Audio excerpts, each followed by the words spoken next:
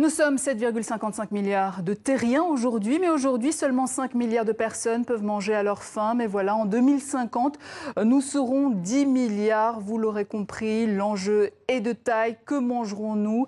Et c'est aujourd'hui qu'il faut se poser les bonnes questions pour nous aider. Il est économiste, spécialiste des questions agricoles et alimentaires, auteur de nombreux livres. Faim zéro, en finir avec la faim dans le monde, nourrir l'humanité, manger tous et bien. Bruno Parmentier, bonjour. Avec nous également Julie Meyer, spécialiste des comportements alimentaires au cabinet Protéines XTC, cabinet spécialisé dans l'innovation alimentaire. Merci à vous deux d'être là. Avant de répondre à toutes ces questions, on va faire un point sur la situation alimentaire dans le monde avec Nicolas Dudoué. Vue du ciel, notre terre est belle, bleue, plantureuse et voluptueuse. Au sol, notre écosystème est en surchauffe. La faute à notre monde, où tout va toujours plus vite, et dans lequel nous sommes de plus en plus nombreux. 7 milliards et demi aujourd'hui, plus de 9 milliards dans 30 ans. La biodiversité inquiète, le jour du dépassement est de plus en plus rapide et cette question taraude les esprits vifs.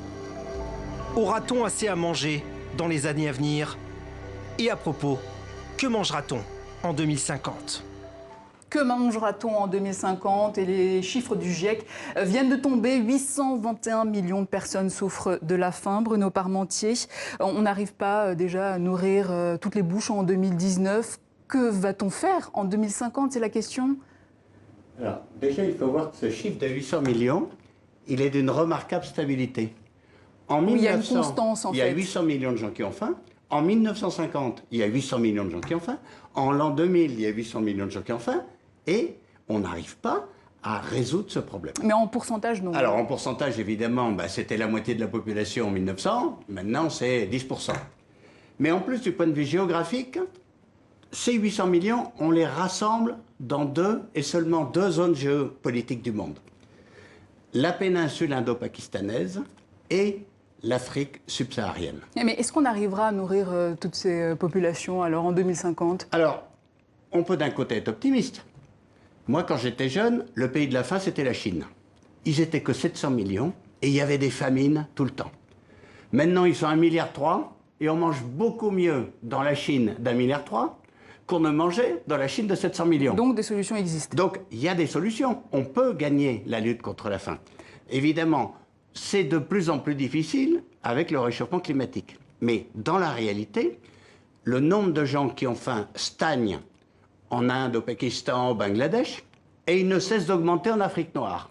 Donc, il y a des continents qui y arrivent, et il y a des continents qui, pour le moment, n'y arrivent pas. Alors justement, Julie Meyer, des solutions, vous en avez chez Protéines XTC pour nourrir la population mondiale. En 2050. Mais c'est, comme le disait Bruno Parmentier, c'est une question qui dépend des régions et qui dépend probablement des politiques engagées dans chaque région pour pouvoir avoir accès à l'alimentation, sachant qu'aujourd'hui, en théorie, on peut nourrir la planète. C'est plutôt une question de répartition de l'alimentation mondiale. Mais comment ça va évoluer tout ça alors ? Alors, il y a différentes choses qui s'entrechoquent, qui s'entremêlent. La Chine est intéressante parce qu'elle va, a priori, dans les années qui viennent, conduire à une augmentation très forte de la consommation de viande, par exemple. Ce qui est une mauvaise chose et pour oui, parce l'environnement, qu'un récent rapport du collectif rassemblé par le journal scientifique Le Lancet fait la promotion d'un régime avec très peu de viande, l'équivalent d'un steak l'équivalent d'un steak par semaine, donc ce qui est très peu. Or, en parallèle, l'ONU, la FAO, anticipe une augmentation de 75% de la demande en viande en 2050. Le bio aussi, c'est cher le bio en même temps. C'est cher, mais il a encore le pouvoir de se développer. On voit déjà dans certains pays, les États-Unis restent les consommateurs numéro 1 de bio, mais de forts investissements en production en Russie et en Chine. Et quand on parle des insectes, vous en pensez quoi, vous, dans votre cabinet ? Eh ben, on en pense que l'alimentation, pour citer Lévi-Strauss, il ne suffit pas qu'elle soit bonne à manger, il faut aussi qu'elle soit bonne à penser. Et que l'ordre du mangeable n'est pas le même qu'on se situe en Thaïlande, au Vietnam ou en France et en Italie. Et est-ce qu'on tend quand même à manger plus sain globalement ? Pas forcément. L'alimentation saine, on sait qu'elle coûte toujours plus cher, qu'elle n'est pas forcément plus accessible à tous aujourd'hui. On parle aussi d'agroécologie. C'est l'une des clés pour réformer ce système alimentaire, Bruno Parmentier. Oui, c'est une clé fondamentale. C'est qu'en fait, pour pouvoir augmenter massivement la production agricole mondiale, par exemple en France, on a triplé notre production agricole depuis les années 50. En fait, on a fait de l'agriculture tout pétrole, tout chimie. Le tracteur, la chimie, le pétrole, les engrais, les pesticides, etc. Cette agriculture-là, elle arrive au bout de ce qu'elle peut faire. C'est-à-dire les rendements agricoles qui ont augmenté de façon très importante dans les années 60, 70, 80, 90, n'augmentent plus depuis 20 ans. Elle arrive au bout de ce qu'elle peut faire. Et les inconvénients de cette agriculture commencent à devenir beaucoup plus importants que ses avantages. Et donc, on a besoin d'une nouvelle révolution agricole, une révolution agroécologique. Mais sans agrocarburants. Au lieu de faire du labour, au lieu de faire de la chimie, on va associer les plantes, on va couvrir le sol en permanence, de façon à ce que les plantes elles-mêmes s'aident mutuellement à pousser, et on peut faire ça. Alors chez nous, où la productivité est très bonne, il s'agit de produire autant avec beaucoup moins de chimie, beaucoup moins de pétrole, beaucoup moins de tracteurs et pratiquement plus du tout de labour, par exemple.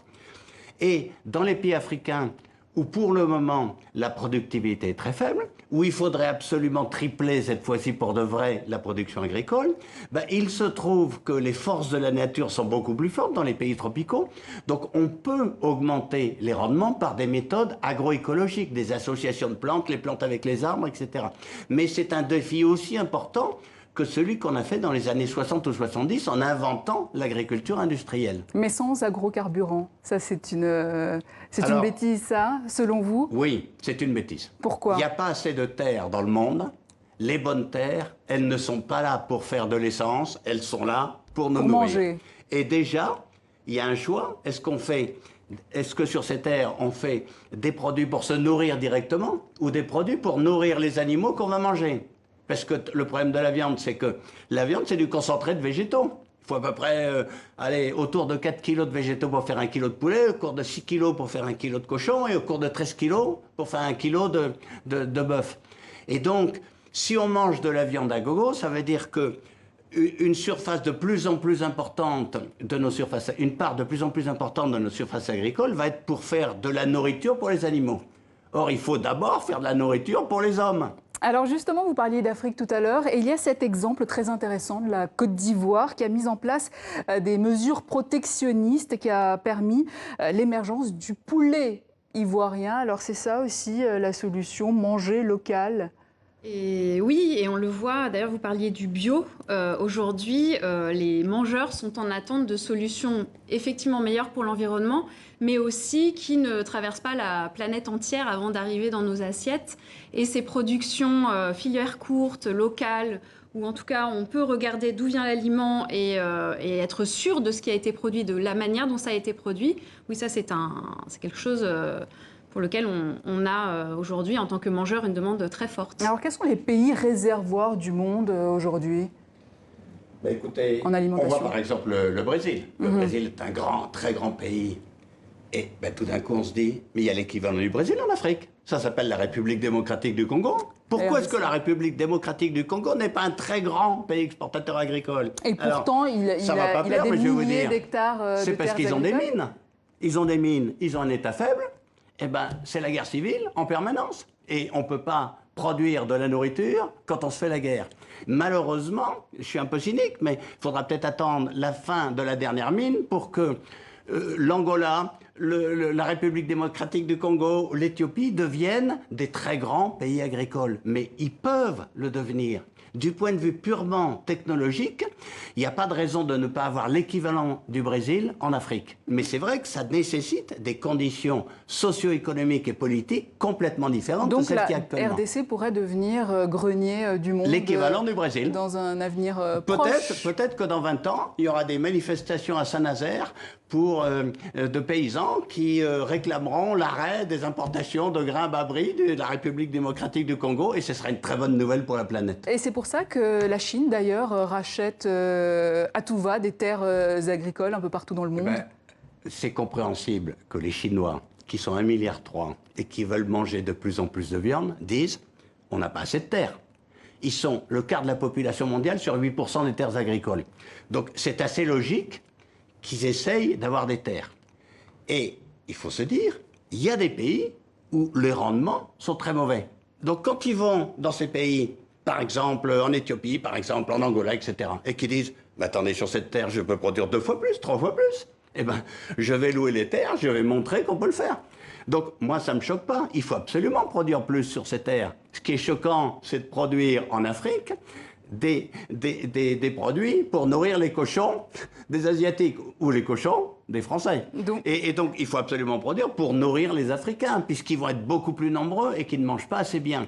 Mais le scandale, c'est qu'on n'arrive pas à produire, par exemple, plus de 2 tonnes de riz à l'hectare à Madagascar, alors qu'on en produit 8 tonnes en Égypte. Je ne vois pas pourquoi les Malgaches ne pourraient pas produire 5 ou 6 tonnes de riz à l'hectare. Il faut absolument qu'ils s'y mettent. Ce que vous voulez dire, Bruno Parmentier, c'est que celui qui aura réussi à combiner l'alimentation, l'agriculture et l'environnement aura tout gagné, en fait. C'est ça la révolution? Et on peut à la fois, tenez-vous bien, nourrir l'humanité, respecter les sols et refroidir la planète en fixant du carbone de l'atmosphère. Donc, ça n'est pas perdu du tout, c'est possible. Julie Meyer.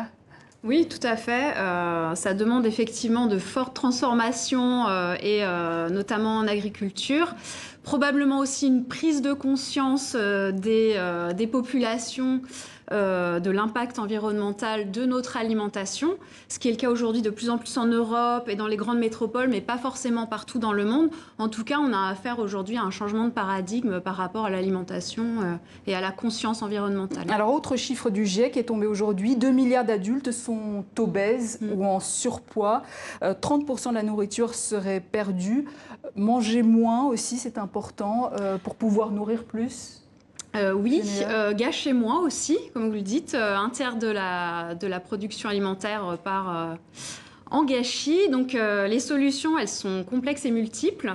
S'agissant de l'obésité, c'est une question vraiment d'accessibilité à une alimentation équilibrée. On sait par exemple qu'aux États-Unis, on parle d'environnement obésogène parce qu'on n'a physiquement pas accès à une alimentation équilibrée. C'est une question de ressources. On sait que quand un pays se développe, ce n'est pas pour ça que les populations les moins riches vont avoir plus accès à une alimentation équilibrée.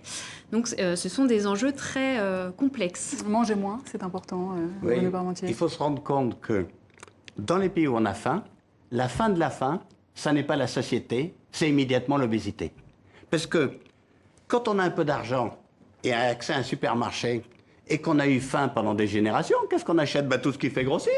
On achète la graisse bien graisseuse, la barre chocolatée, le paquet de chips, les boissons gazeuses super sucrées, etc. Et hop, dès qu'on n'a plus de problème de faim, on a des problèmes d'obésité. Et donc, le juste milieu consistant à dire il faut manger pas forcément du produit ultra transformé, il faut pas manger trop de graisse, il faut pas manger trop de sucre, il faut pas manger trop de sel, ça arrive dans un deuxième temps. Donc ce qu'il faudrait, c'est que ça arrive tout de suite et qu'on arrive d'une situation où on a faim à une situation où on mange équilibré. Et on a bien compris et je vous invite pour en savoir plus, tout savoir sur ce qu'on mangera en 2050. Je vous invite à nous retrouver sur notre page web tv5monde.com. Julie Meyer, merci.